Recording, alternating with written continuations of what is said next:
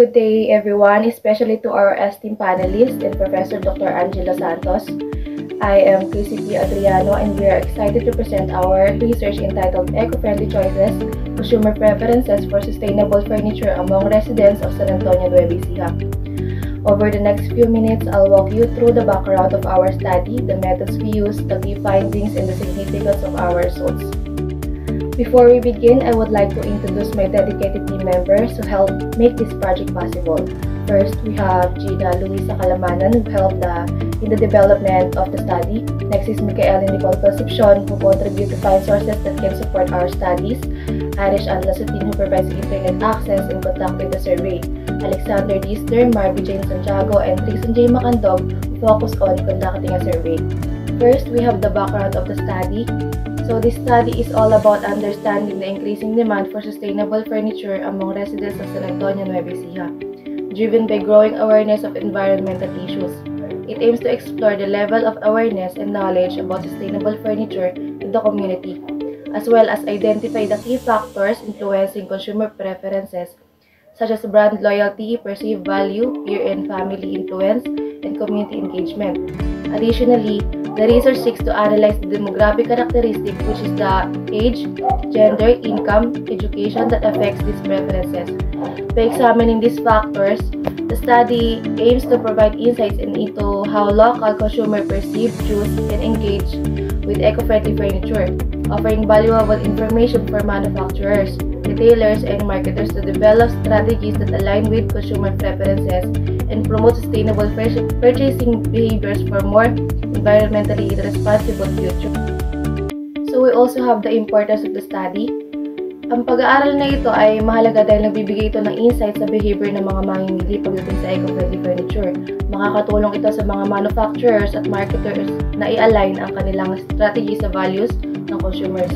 Bukod dito, sinusuportahan nito ang responsableng pagkonsumo at pagpapabuti ng green supply chain practices para sa mas sustainable na future. Sustainability sa consumer behavior ay malawak na napag-aralan, lalo na sa pamamagitan ng green marketing, eco-friendly products at consumer decision-making. According to ATMAHA 2021, binigyan diin ng epekto ng cultural, social, personal at psychological factors sa paghubog ng preferences gamit ang hierarchy of effects model. Pinakita rin ng mga pag-aaral na malakas ang environmental consciousness at green behaviors ng Gen Z. According to SWETHA 2019, ay tumataas ang demand para sa sustainably sourced products ayon sa global surveys ng PricewaterhouseCoopers at Sustainable Furnishing Council 2021. Bukod dito, ang trust sa eco-friendly products, cost consideration, at social influence ay mahalagang factor sa purchasing decision ayon kay Tan et al. 2019, Mustafa et al. 2022. However, according to Kovacheva et al. 2021, Suhail et al. 2022, ang gender at environmental knowledge ay nakakaapekto rin sa factors na ito at may role sa green purchasing behavior. Pagdating naman sa product development, may mga frameworks na iminungkahi para i-integrate ang sustainability sa products processes, according to Corsini and Moultrie 2019, Hapowatse Jawahir 2019. Pero madalas ay kulang ang focus ng mga pag-aaral na ito sa triple bottom line o sa mga specific sustainability pillars tulad ng social factors. May progress na sa pag-unawa ng consumer behavior sa eco-friendly furniture pero may mga gaps pa. Halimbawa, kakaunti ang studies tungkol sa attitudes ng Generation Z sa sustainable furniture at kung paano ito nakakaapekto sa kanilang pagbili. Wala rin masyadong research sa gender-specific factors sa eco-friendly furniture consumption.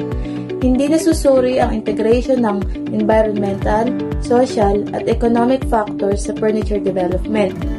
To fill it, ang study na ito ay tumutok sa Generation Z preferences, gender-specific decision-making, at ginamit ang triple bottom line approach na nag-focus sa sustainable forest management at environmental labeling.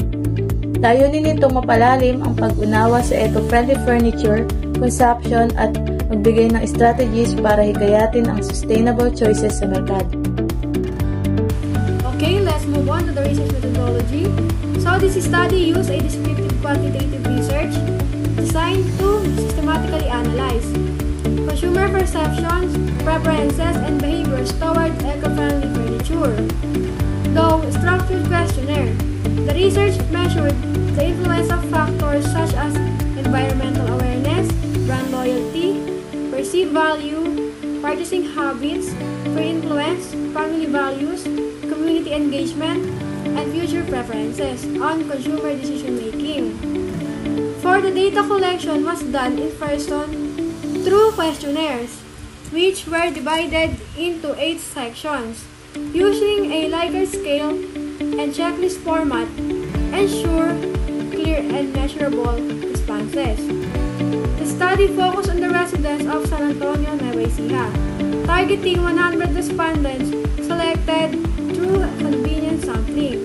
Pinili ang mga respondents base sa kanilang availability at posibilidad na bumili ng furniture to ensure diversity. Participants came from different barangays and represented various age groups, including 18 to 55 years old and above. So let's proceed to the data collection. As we can see that every answer have assigned weight mula 1, strongly disagree, hanggang 5, strongly agree, na nagbibigay ng mas mataas na value sa malalakas na pagsang-ayon. Halimbawa, kung ang weighted mean ay nasa range ng 4.20 hanggang 5, ibig sabihin karamihan sa mga respondent ay strongly agree. Kapag nasa 3.40 hanggang 4.90 naman, ito ay tumutukoy sa agree. Ang ganitong interpretasyon ay nakakatulong upang mas madaling maipakita ang dominanteng pananaw ng respondent tungkol sa isang paksa o tema. On the next slide is the result of our study. Ang profile data ay nagbibigay ng overview ng populasyon batay sa edad, kita, edukasyon. Sa distribution ng edad, ang pinakamalaking percent ng respondent ay nasa 18 to 25 age group. Sinundan ng 26 to 35 kaya makikita ang batang demographic. 17% naman ang nasa 36 to 45 at mas kaunti pa ang nasa 46 to 45 at 56 pataas. So, nagpapakita na karamihan ng populasyon ay bata o middle age. Sa kita, 38% ng respondents ay kumikita ng 10,000 won to 20,000 kada buwan. 35% naman ay kumikita ng 20,000 won to 30,000 at 20% ay kumikita ng 30,000 won to 40,000. Furthermore, 7% ang kumikita ng higit sa 40,000 won. Kaya makikita na ang populasyon ay nasa lower to middle income bracket. Sa edukasyon, karamihan ay high school graduate o college graduate na nagpapakita ng mataas na antas ng edukasyon. Ang 12% ay nakatapos ng postgraduate education at 1% lamang ang nagtapos ng elementarya. Walang respondents na walang formal na edukasyon. Kaya't ibig sabihin, halos lahat ay may basic education. Good day everyone, I'm Irish Ann Lasatin.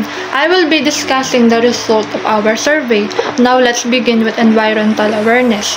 Dito ay 3.37 ang nag-agree na mas prefer nilang bumili ng furniture na may mababang impact sa environment. At 3.29 din ang nag-agree na aware sila sa benefits ng sustainable furniture sa environment. At umabot naman sa 3.58 ang nag-agree na mas prioritize nila ang mga eco-friendly furniture. At 3.31 din ang nag-agree na mas consider nila ang sustainable ng mga materyales ng furniture. At 3.44 naman ang nag-agree na niniwala sila na ang sustainable furniture ay nagko-contribute ng protection sa ating environment.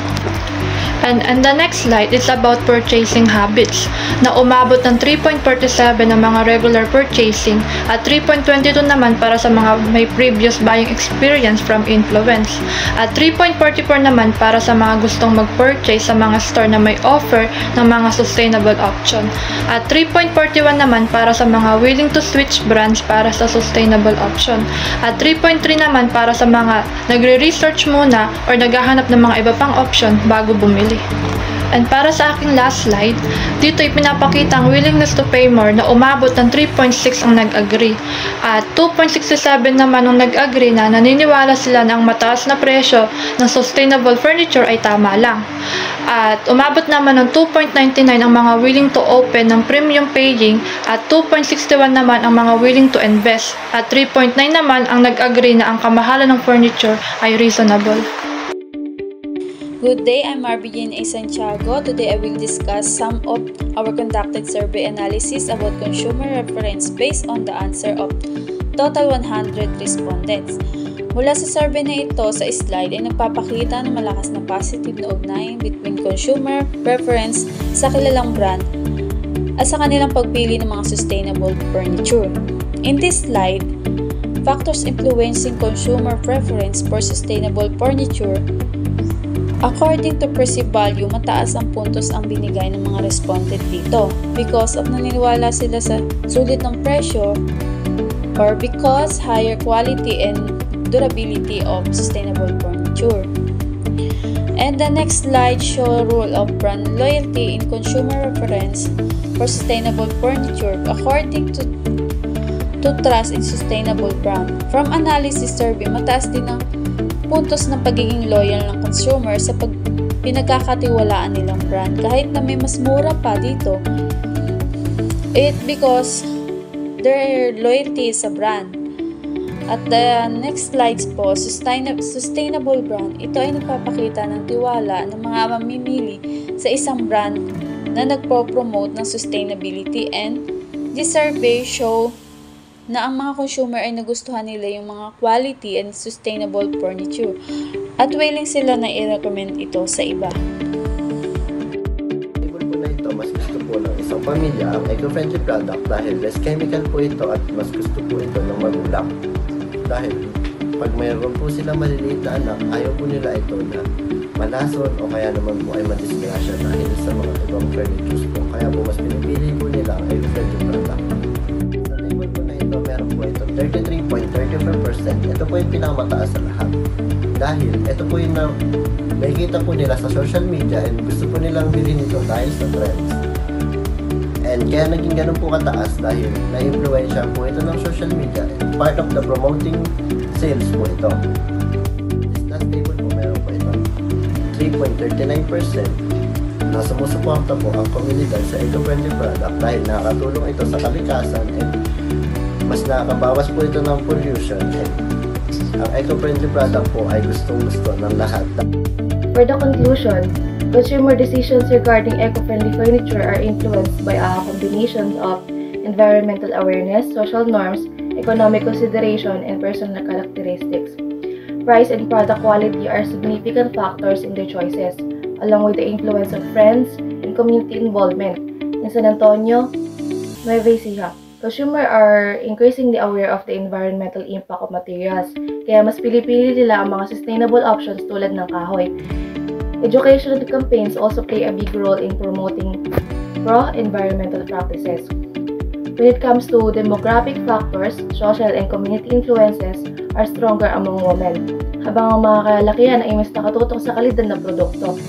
Younger individuals, those with higher educations, and members of the middle class lead the market for sustainable furniture.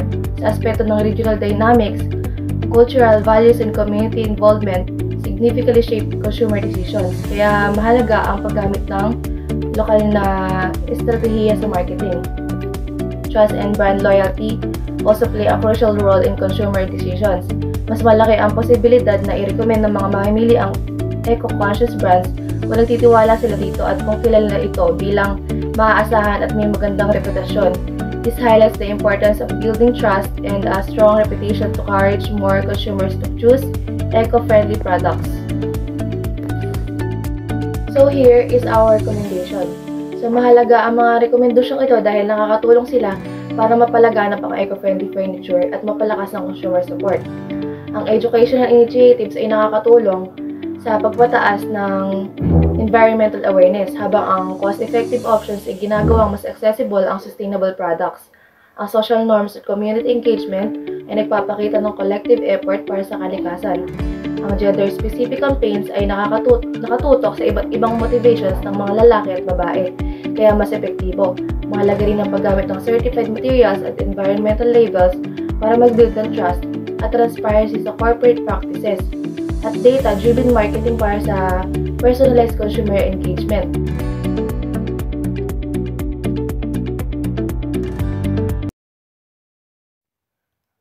Question from Dr. Annalyn M. Gamit. How did the demographic characteristic of respondents influence their preferences for sustainable furniture? And which characteristic had the most significant impact? I am Chrissy P. Adriano and thank you Dr. Annalyn M. Gamit for that question.